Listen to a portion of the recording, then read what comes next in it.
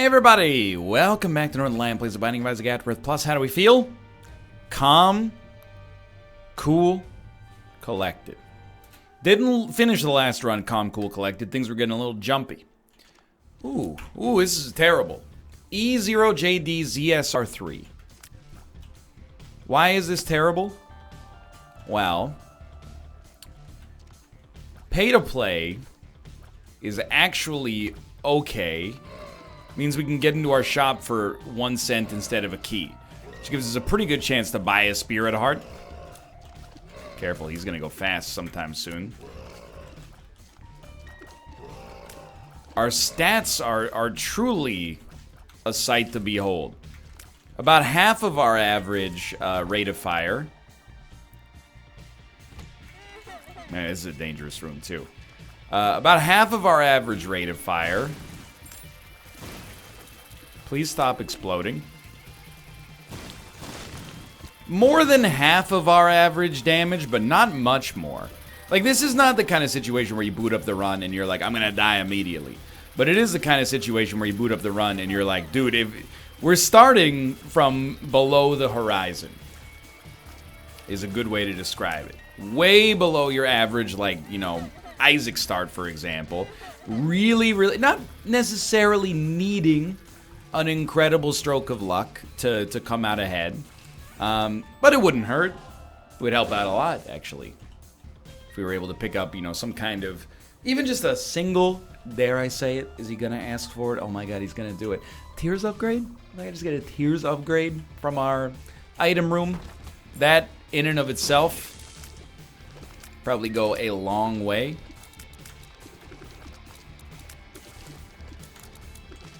Right now, I'm also like, the run's got me thinking weird thoughts. I'm in like a fever dream.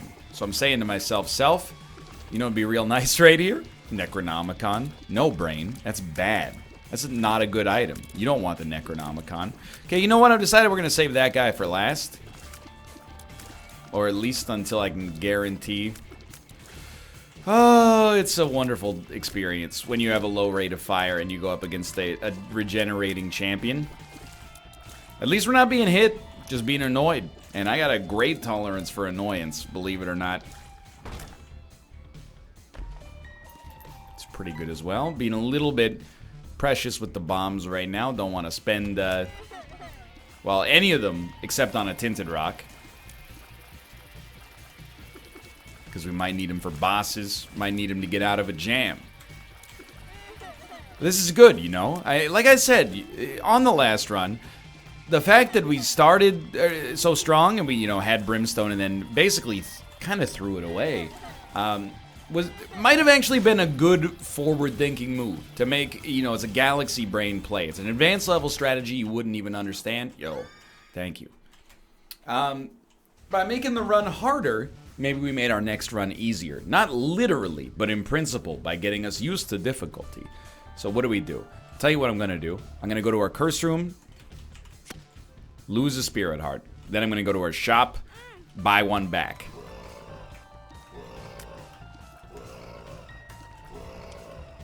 If we have to.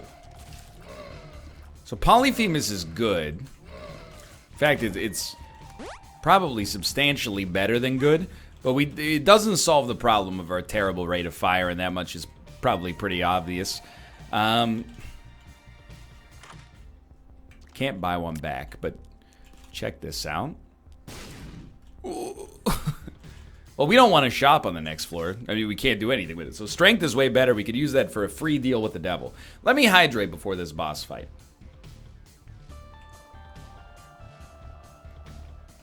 I'm ready.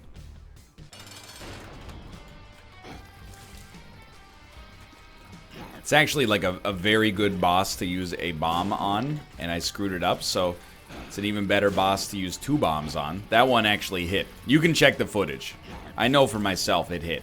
1 tears upgrade, and I'm over the moon. No tears upgrades, I'll get over it. Yo, will I ever. So we have 17 damage, 36 rate of fire. I didn't see us improving our damage by a factor of, like, you know, 8.5 on one floor. But also, our rate of fire did get like 3 times worse. Obviously, that math works out in my favor. But we still, you know, it's not quite, sitting pretty. You guys been watching that new Marie Kondo show, Tidying Up with Marie Kondo? Please? She's a nice lady, okay? Can you not, and I'm talking to myself, make the joke, my Marie Kondo don't want none unless it brings joy, hun? The whole crux of the show, in case you're not familiar, is helps people declutter. It's like Hoarders. I was gonna say it's the opposite of Hoarders. I mean, it's kind of like exactly like Hoarders, except instead of, you know, you ever watch Hoarders and you go, you know, I might have a lot of clutter, but at least it's not as much as, you know, these people. This show is more like the everyday average folks going like, hey, how do I make my house cleaner? And she comes in and is like, do you really need 9 sweatshirts that say New England Patriots Super Bowl champions 2007? And he goes, I got a deal! I've watched a couple episodes of the show now. I don't dislike the show. But I will say, and this is fine, it's not for me. And it's very simply why it's not for me. I have no trouble throwing things out at all. If something doesn't bring me joy, I recognize that pretty early. Wow, 2 in a row, huh? And I'll toss it. There's no more like therapeutic feeling for me. I used to be a little bit more sentimental when I was younger. I'll put it into perspective, okay? So when you hit 100,000 or 1 million or 10 million subscribers on YouTube, YouTube sends you a plaque. For 100,000, I also got, and I don't know if they do this anymore, my choice of 2 rewards. One was like a camera bag, which obviously not really relevant, and the other was a deck chair. So I basically got like this deck chair as a trophy. The deck chair is garbage, but it is also like a prize. I should have thought about this before we came in. I feel like you want to start here, and then go here, and then go here. It's like extremely good. Like really, really, really good. Anyway, I threw the deck chair. I mean, I kept it for like 5 years, but it was just sitting out on my deck. What did I do with it? I just tossed it in the trash. Or rather, I threw it in the... Our building had like a recycling drive, and it was like, hey, you know, I don't know if you live in a building like this, but ours is, you know, it has a problem all the time with people being like, you know, putting their furniture in the garbage room. It's the same as the Goodwill situation I talked about earlier. People are like, I don't want this pot anymore, but I'll put it down here in case somebody wants it, even though it's covered in like, who knows what, you know, it's like rusty and blah, blah, blah. So every once in a while, our building is like, hey, like, we rented a couple of trailers. Now's the time when you can do spring cleaning and basically put your stuff out there. So we put it out there. I haven't even thought about it until just now when I realized the most use I've ever gotten out of this item was when I was able to use it in a Marie Kondo anecdote. So maybe it wasn't completely useless. Did it bring me joy? No, only when I threw it away. I don't suffer from clutter. I would live a very minimalistic life. You know, if I was living solo, I'm kind of like a prison ration sort of guy. Like, I think I would actually be content. It's not to say like I'm a, you know, I think it's just different strokes for different folks. I don't care that much for variety, you know, in decor or food or even entertainment, you know? When I like something, I like it, and I can like it forever. I'm not one of those people who's like, you know, we can't have hamburgers tonight. We had them last night. I'm the kind of guy who's like, dude, when you're cooking the hamburgers, make twice as many. That way I can have them for dinner tomorrow, because I love them. So she would have a tough time with me, I think. You know, we're 2 people. We own more than 2 plates, more than 2 bowls, etc., etc. But I think I would be just as content, like, having, like, and this is the way that a lot of, like, young single guys live. is they have like one plate, one bowl, one fork, one knife, one spoon. And then they just eat off of that. Immediately after eating off of that, they wash it. And they put it back in the drying rack and it's there for tomorrow. But I don't know, I have noticed myself, as I've gotten older, I've become, I used to be able to tolerate discomfort to a greater degree. Now that I'm older, I'm like, not like that at all. As soon as something's uncomfortable for me, I'm like, dude, I'll pay the extra 20 bucks to move up to the comfortable level or something like that.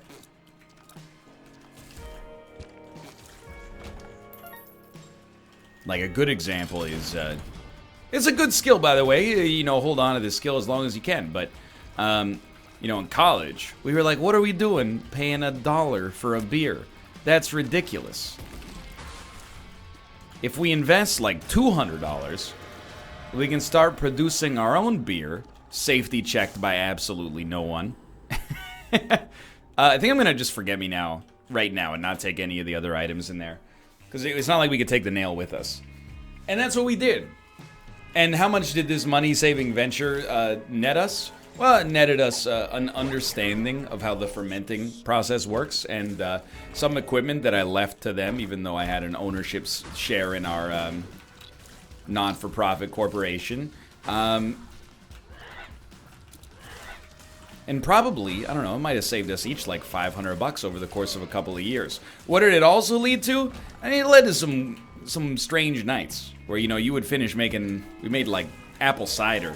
This will surprise you. It sounds like now this is an episode out of a sitcom.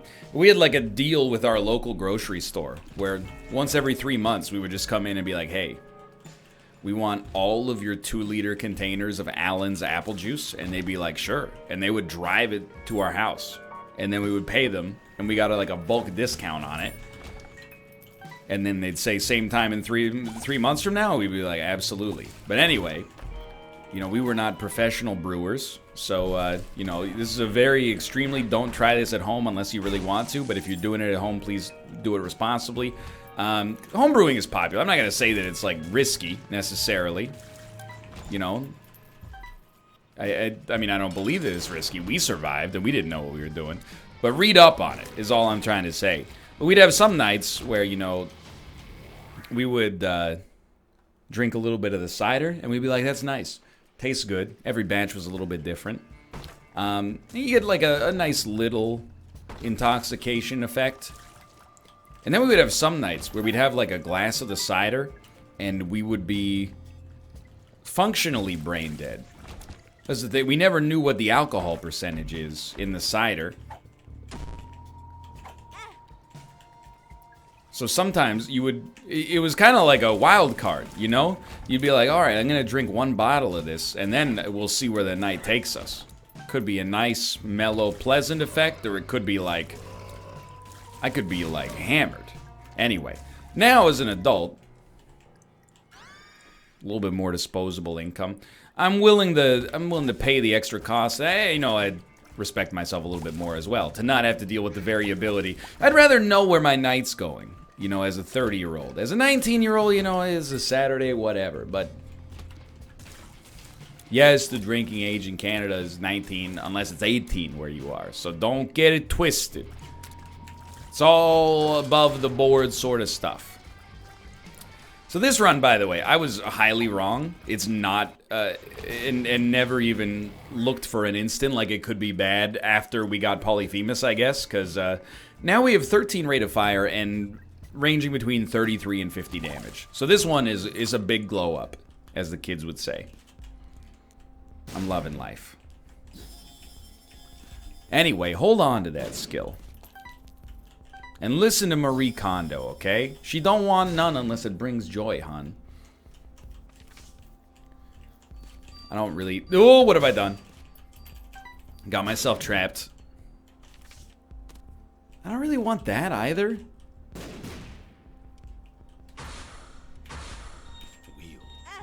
Yeah, just walk into the fire. Why not? I can live with strength. I was kind of hoping to get stopwatch, but truth be told, it just doesn't matter. Like... no matter what we have, we're probably / definitely going to be fine to win this run. I also used to, you know, like, if I had an uncomfortable pair of shoes. Well, yeah, you know what? We'll go through this. But another good example is like when I was a kid, I had like a little bit of shyness. I hesitate to call it anxiety because, you know, I kind of think that's more of like a clinical word, you know? I was shy sometimes. So I would go over to like a friend's house. I'd be there for like 8 hours. And then his parents would be like, "Are you hungry?" And I'd be like, "Little." They'd be like, "Do you want something to eat?" And I'd be like, "Nah, that's okay." The pain of asking somebody else to provide something for me was less than the reward of no longer feeling the gnawing hunger in my stomach. Then when I got home, I probably drank like 2 liters of orange juice from concentrate. You know, it's not like I was living that healthy lifestyle. I'm just saying. Now, basically, no matter, and this is for better as opposed to for worse, by the way. If my mouth is just an extension of my stomach at any given time. You know? If I'm hungry, I go, "Is anybody else hungry?" And then even if nobody says yes, I go, "Well, I'm hungry. I'm gonna go get something to eat. If you want to come get something to eat, come with me. Otherwise, I'll meet up with you in a bit," you know? I'm stomach driven now. Is it a good thing? I think so. I don't know. Just another part of aging. You know, I always used to find it weird when people would be like, you know, "Sorry, I was a little hangry. You know, I was hungry and grumpy, and that made me angry." And I was like, "What are you, like an infant?" Now I realize they're not an infant. They got to that lifestyle slightly in front of me. Hanger is a real thing. Something you always got to watch out for. It's why you got that commercial. You know, if you're hungry, eat a Snickers, because you're a different person. If you're hungry, should you eat a candy bar loaded with high GI carbohydrates? Probably not, but you know, I can't deny it's a good advertising campaign as far as advertising campaigns go. I don't know who to thank. I guess I'll thank Edmund. I'm saying a little prayer in his name right now, silently. Because today, I was like, you know, it's post-NLSS. The NLSS went super long today. I was like, relatively light day. I'm going to do like 3 Isaac episodes. Every single one of these Isaac episodes has been sorted front to back, almost from the get-go, with the exception of the last run, occasionally getting a little wonky. You know, because of the bombs and the Bomber Boy situation. But even that one, like, I didn't think for a minute that we were gonna die. And this one, I mean, I only thought that things were tough at the start of this one. Basically from this point onwards, it's been, or from the point that we got Polyphemus onwards, we've been like feeling good, and then to pick up Abaddon, Eye of Belial, and the Pact right away, plus Succubus. I don't even remember now. It's all like a blur, dude. It's been incredible. I just think, like, anytime you can have Succubus dealing 35 damage to enemies at all times, you're probably feeling pretty good about yourself. So give me Mom's Key here.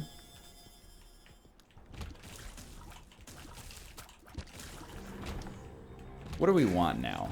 And what do we get out of Vibrant Bulb? I actually think we get like 1 damage. I don't know about Rate of Fire. And I gotta level with you. I feel like I'm making some brain dead Isaac plays with blank card strength, etc., consumable usage. My brain is on Isaac autopilot right now and desperately searching for anecdotes that it can use to apply to itself. Give me the Polaroid, of course, and then in here, they're so good for real. I'm gonna be a little bit weird about it. It is, it's less than 1 damage. Why not take Ipecac? I kind of thought, it's not cowardice, believe it or not. I kind of thought we'd be better off just getting raw strength. Sorry, too much Slay the Spire. Than having explosions. And it would have given us, you know, some kind of damage upgrade, but... Hello? I guess I'll just let this guy hit me.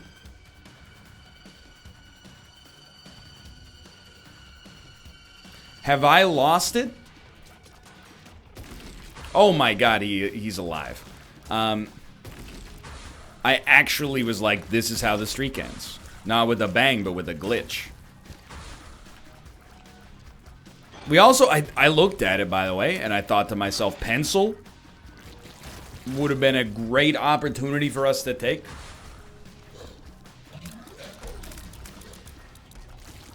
And Ipecac, of course, in its own right, is very, very, very good. I just want to see if we get any other statistical improvement here. I don't know. As long as we're not pushing a Spirit Heart out, I don't really mind.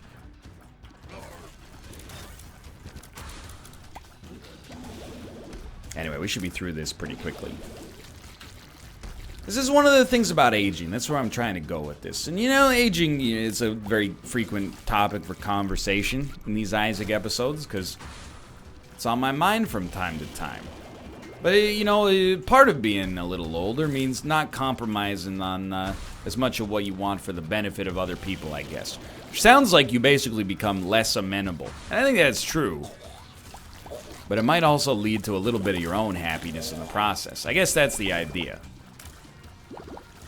These Isaac episodes, they're basically like the literal and logical extension of blogs. You know, blogs were, they still exist, but it was kind of like a weird time in the internet lifespan where some of the most popular websites on the internet were literally like, hey, I mean, and vlogs are, I guess, the more logical extension here, but, you know,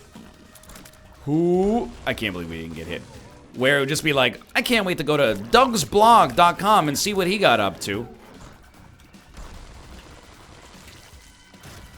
You know, that's what these Isaac episodes have become. It's not really like a late night talk show episode. It's more like what's, you know, watching the life of this bald 30-something Canadian change over the course of several years. Scumbag doesn't even brew his own cider anymore. He's a phony. Cool. The only other blogs that I know exist, like Kate watches some vloggers. It's all content. You know, I'm never gonna like turn up my nose at anybody else's content as long as it's not exploitative. The only thing that, and it doesn't really rattle me that much, but the clickbait with VODs I find hilarious because no one's life is that interesting. And I say that as someone who has what, you know, for a lot of people would be considered like a dream job. I agree. The job rules. But that doesn't mean that every single day I have something happen to me that warrants, you know, 30 exclamation points. But, you know, some of these vloggers are like, I almost died on the subway today. And then, you know, when you actually watch the video, what ended up happening is the subway did make a stop in the middle of the tunnel. And maybe the brakes, you know, screeched a little bit, but you didn't almost die. But the viewers also know that they didn't almost die. So I don't know. Clickbait is weird. I'm not even against it, you know. I'm very much trying to think of what the right word to describe the way I feel about clickbait is. But basically, I'm like at this point, if you're like falling victim to clickbait and it's from somebody that clickbaits all the time, and you're not literally 10 years old and seeing their content for the first time, that's on you. You know, some people that I respect a great deal clickbait on YouTube, and it's just the way you gotta play the game for the algorithm, right? You don't get any prizes, I suppose, for being unnecessarily diminutive about your content. And if you know you're gonna get an extra 30% clicks from going, I almost died versus like my vlog day 700, then, you know, if you want to do that, by all means, you know, it's not my time, it's not my money. I don't feel comfortable doing it, but I think, you know, we were naive many years ago when we were like, clickbait's terrible. Now